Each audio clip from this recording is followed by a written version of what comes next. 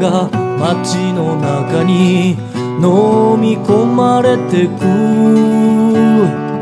静かなラジオ、部屋に残る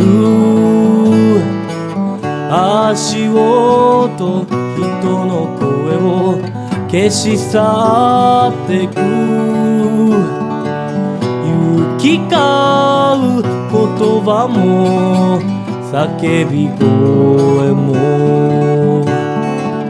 行き場ない悲しみは僕のもとへ。人々の群れはただ幸せだけ求めて、自由しないどこかでさまようのか。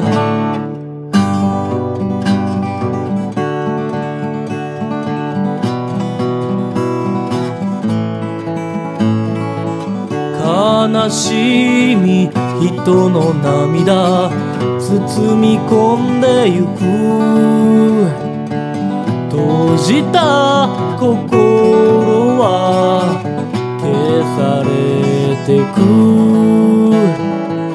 叫び声、ビルの隙間吸い込まれてゆく。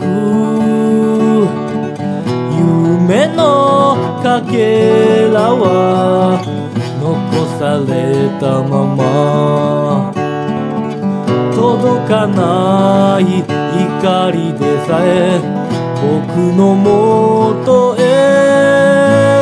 壊れた心の中、捨てられた夢だけが切なく光、そっと帰りを待つのか、帰りを待つのか。